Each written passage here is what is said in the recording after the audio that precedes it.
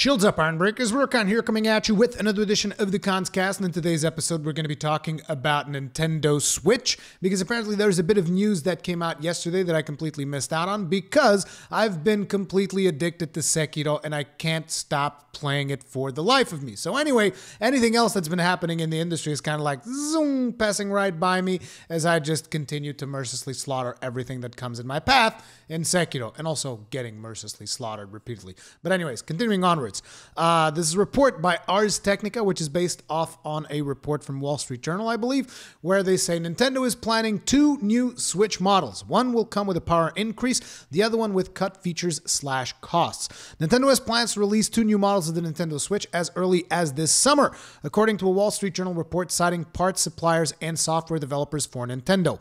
One model would be a higher-end system with enhanced hardware akin to the Xbox One X or the PlayStation 4 Pro, though not as powerful as either, according to the report. The other would be a cheaper option intended to replace the aging Nintendo 3DS, whose sales have finally started to collapse.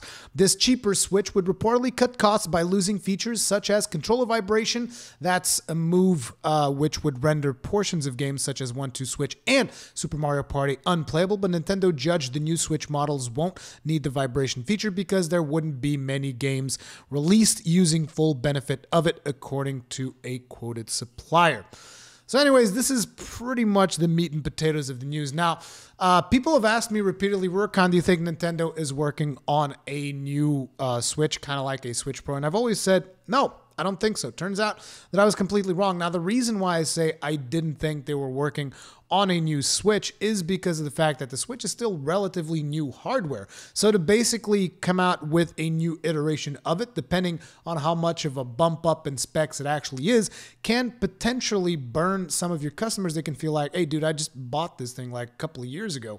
The hell's the deal? Or maybe even people that bought one in 2019, because I'm sure that there's people that have bought a Switch in 2019 and then Nintendo comes out, oh, by the way, here's a Switch Pro. And you're like, well, I mean, still relatively early in terms of hardware for them to release a Switch Pro. Again, it all depends on how much of a bump in specs it's going to be. Now, me personally, I love my Switch so much that if they come out with a Pro version of it, I'll probably just buy it. Like, I'm sorry, I'm weak-willed. Whatever. I'll probably just buy it because I really, really, really like the friggin' console. It is hands down one of my favorite pieces of hardware. Specifically, I've talked about this at length because of the fact that you can dock it. Because that's one of the reasons why I didn't play my 3DS as much, is because when I was home, it's like, dude, I have this big-ass screen in front of me. Why would I be looking at this tiny-ass screen on my 3DS? It just doesn't happen. So with the Switch, I don't have that excuse. I just like, oh, just plop it down to the dock and I can actually play it on the TV. That's one of the biggest selling points for me on this particular console. It's portable, and at the same time, you can play it docked on a TV, and I friggin' love it because of that. So if there is a Pro version, I know that I will probably get it.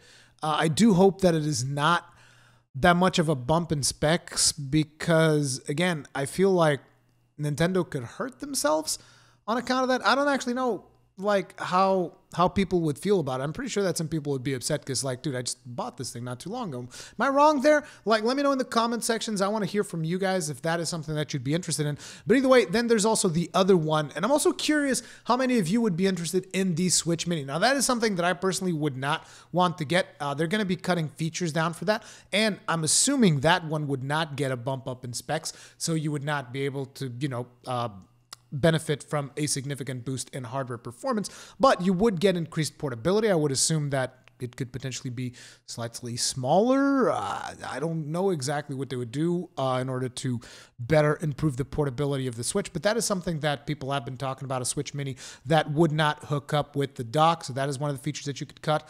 The other feature that you could cut is, like they've already specified here, the actual vibration. You don't need the HD vibration on the controllers. To be honest, even with HD vibration, sure, you have the 1-2 Switch stuff, but most of the times, like even games that say, oh, we support HD vibration, I'm like, well, yeah, I guess I can kind of feel a couple of things here and there, but it's like you really have to actually focus to get a feel for that HD vibration, which is not a big deal at all. Like, I even remember back in the day when they did that presentation, I was like, dude, HD vibration, really? Like with the whole ice cups thing, you guys remember that? That was, I always thought that was kind of silly, and it's not really that big of a deal in terms of features. But ultimately, it's like I'm still very suspicious. Like I want to wait and see what happens. It seems that this hardware could be announced at E3 and potentially released a couple of months after that. E3 does make sense because naturally that they always have their Nintendo Direct for E3, so it would make sense for them to announce there. Oh, by the way, we got 2 new versions of Switch. It's just going to be very interesting to follow how this develops. Because I think the most important thing is going to be the public reaction to Nintendo just being like, hey, here's 2 new Switch models that you guys can get now. And I wonder, does that mean that the third Switch model is still in the market? And the original Switch model is still going to be in the market and they're going to be selling it like potentially at a cheaper price? What's going to happen with that? That's all a lot of stuff that I'm really, really curious about.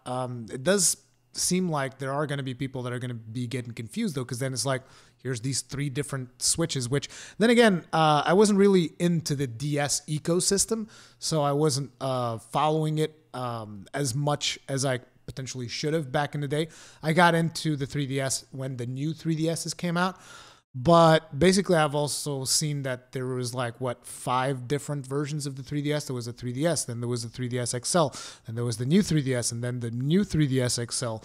And there was even another model besides that, I think. So there's just like all of these. There's also the 2DS. And there's like all these different models of the same console.